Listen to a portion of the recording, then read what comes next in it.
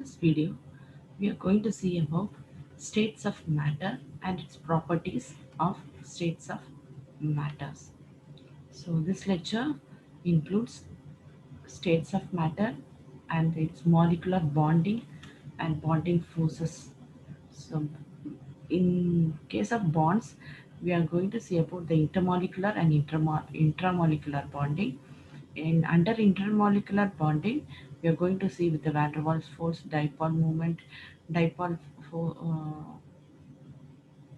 bonding, ionic bonding, and hydrogen bondings. Under states of matter, we are going to see the three states: solid, liquid, gases, and other states of interest. And under solids, we are going to see two types of solids: crystalline solids and amorphous solids. This gases are again divided into ideal gas law, liquefaction of gases, and aerosols. Under crystalline solids, we are going with polymorphs, solvates, melting point, and heat of fusions. These are the today's topics. First one, bonding forces. So in order for molecules to exist in aggregates in gases, liquids and solids, intermolecular forces must exist. So this intermolecular forces will be existing through the attractive forces or repulsive forces. So this is a graph between the energy and the interatomic distances. So here we can see the optimal distance of between the two molecules, too closer distance of two molecules, and too far distance of two molecules. With this, we can calculate the bonding forces. Intermolecular forces. Intermolecular forces, there are the four types of forces: van der Waals force, hydrogen bonding, ion-ion interaction, and ion dipole interactions.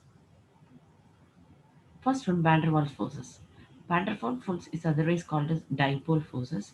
Here, the polar molecule having the two poles of the molecule in the molecules, and this non-ionic interaction between the molecules, and they involve in the charge-charge interactions like Keeson forces, Debye forces, and London forces. Next one, hydrogen bondings. So because of its smaller size of the hydrogen atom and its large field, it can move in close to the electronegative atom, fluorine, oxygen, or nitrogen, and form an electrostatic connections. So here we can see the uh, electrostatic connection between the two bondings, mainly of the hydrogen bondings. Next one, ion-ion interactions. Strong forces between the counter ions. Uh, Strong forces of the sodium salt and strong force of the chlorine. So these two molecules, while we are getting binding or while we are getting interactions, there will be a strong bonding forces.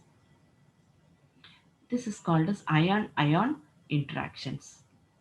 Next one, ion dipole and ion induced dipole interactions. So this also having the two dipole between the molecules and the ion molecules. With this force, here the ion inducing the dipole. Here they have given the ferrous salts.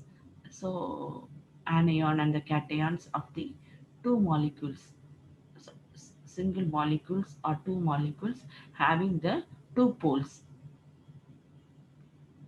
Next one, states of matter. So under this, gases, liquids, and crystalline solids are the three primary states of matter. Here, with this state of matter, we are going to see the enthalpy of the system.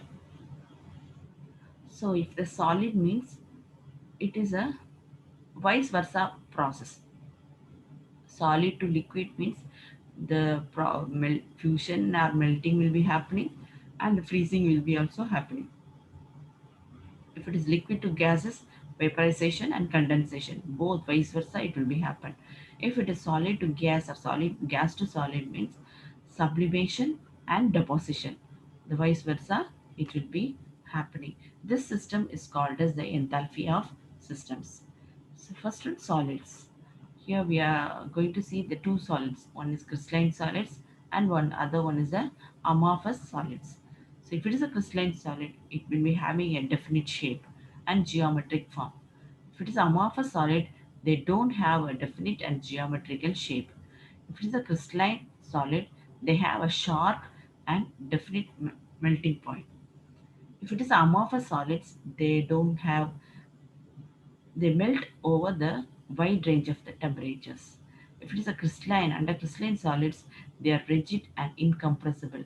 It is amorphous solid, they too are usually rigid and cannot be compressed to any appreciable extent. However, graphite is soft because of its unusual structure. Under crystalline solid, they give a clean cleavage, break into pieces with plane surfaces. They give irregular cleavage. They have a Under crystalline solid they have definite heat of fusion, and under amorphous solids they do not have definite heat of fusion. These are the difference between the crystalline solids and amorphous solids. Melting point of the crystalline solids. So the temperature at which a liquid passes into the solid state is known as the freezing point. It is also the melting point of a pure crystalline compound. So normal freezing or melting point at 1 atmospheric pressure. Heat of fusion. So here the heat is required to increase the interatomic or intermolecular distances in crystals, thus allowing to the melting. Crystalline solids. Here the units that constitute the crystal structure can be atoms, molecules, or ions. The sodium chloride crystal here consists of a cubic lattice of sodium ions interpenetrated by the lattice of the chloride ions. The binding force of the crystal being the electrostatic attraction of the oppositively charged ions.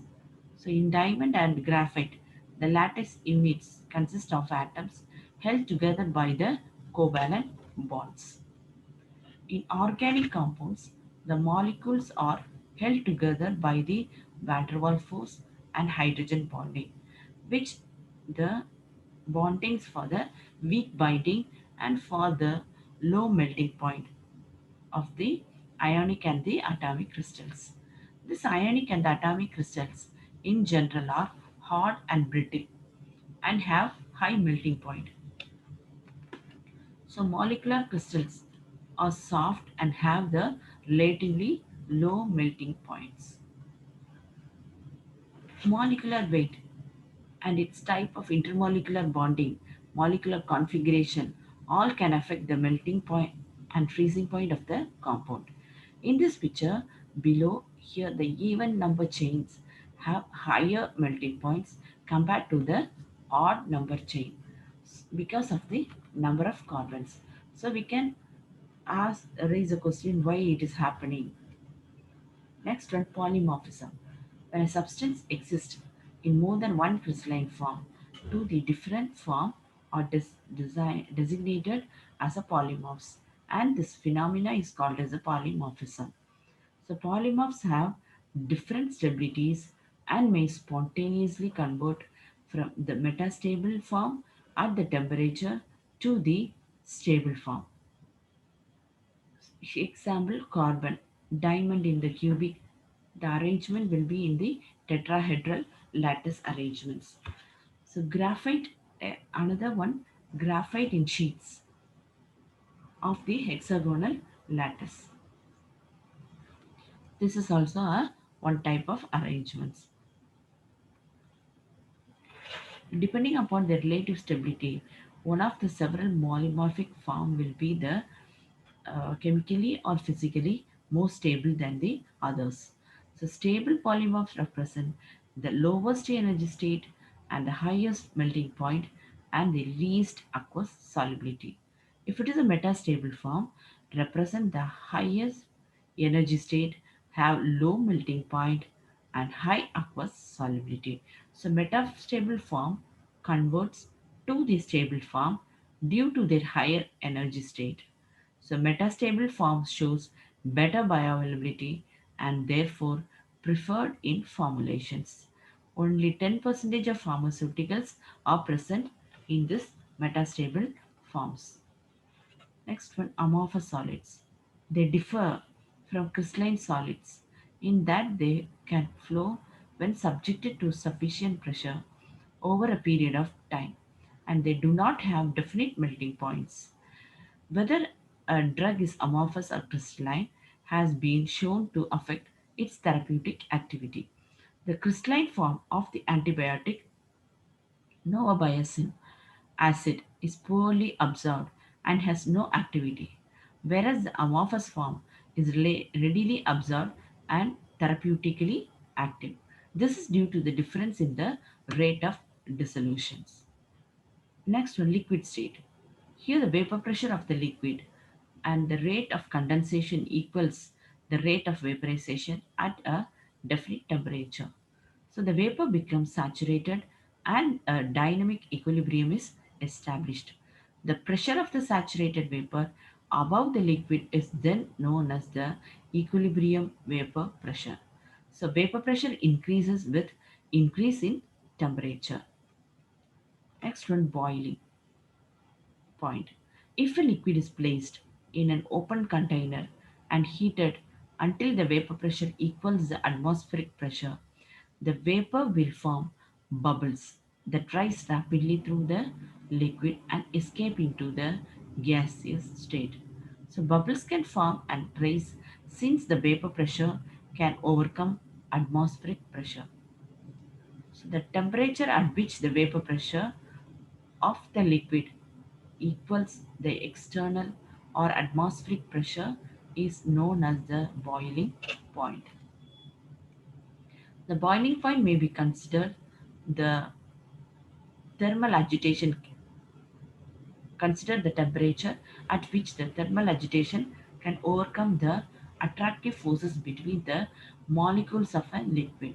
Therefore, the boiling point of the compound, like a heat of vaporization and the vapor pressure at the definite temperature, provides a rough indication of the magnitude of the attractive forces. So the boiling point of the normal hydrocarbons, simply alcohols and carboxylic acids, increases with molecular weight. So we can ask why it is happening. So the polar molecules usually having the higher boiling point than the non-polar. Why? These are the questions we have to find out in this cases. Heat of vaporization and critical temperature.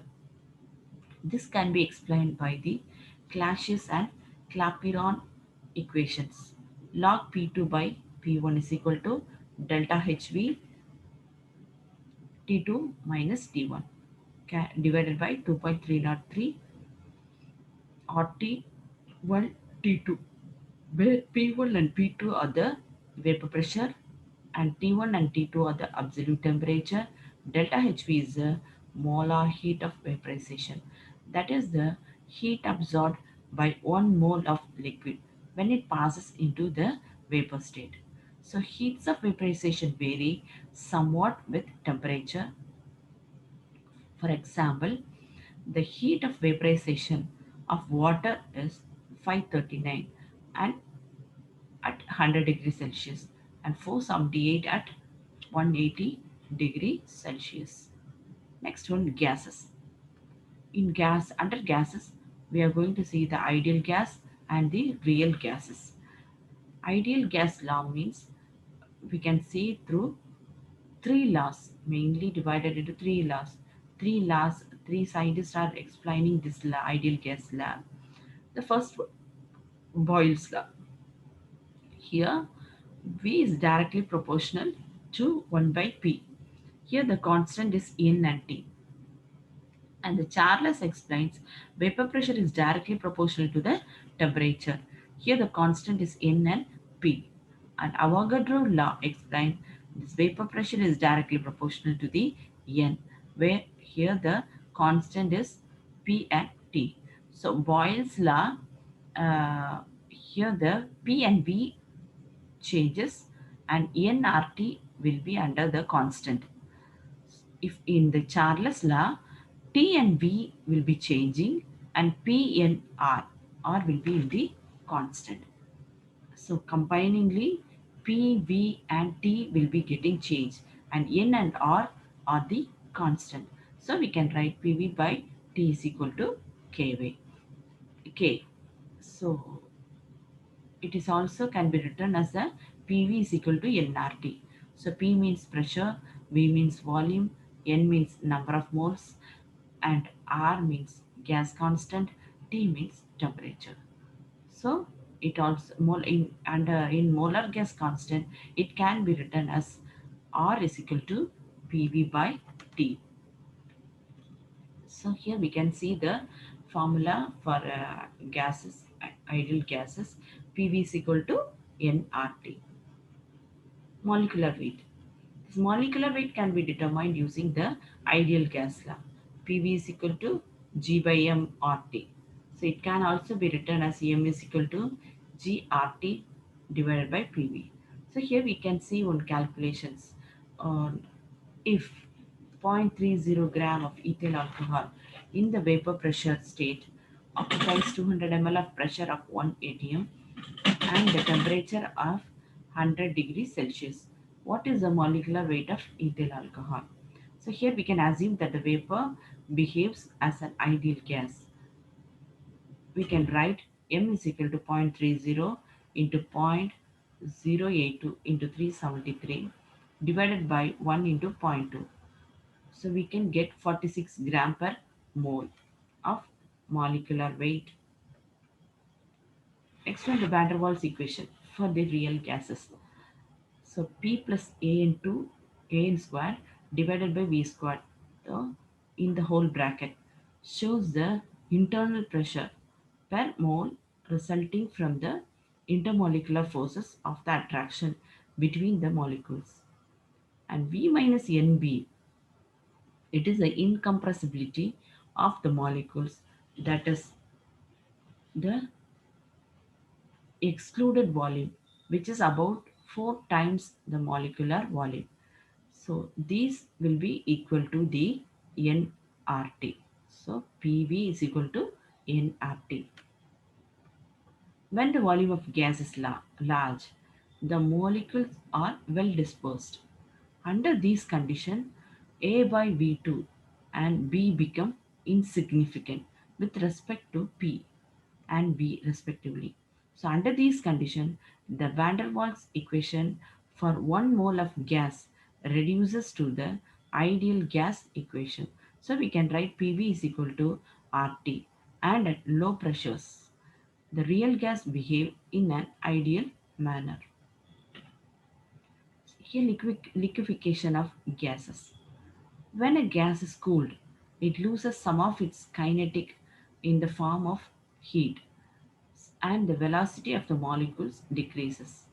So in critical temperature above which it is impossible to liquefy a gas irrespective of pressure applied. Critical pressure means a pressure required to liquefy a gas at its critical temperature, which is also the highest vapor pressure that the liquid can have.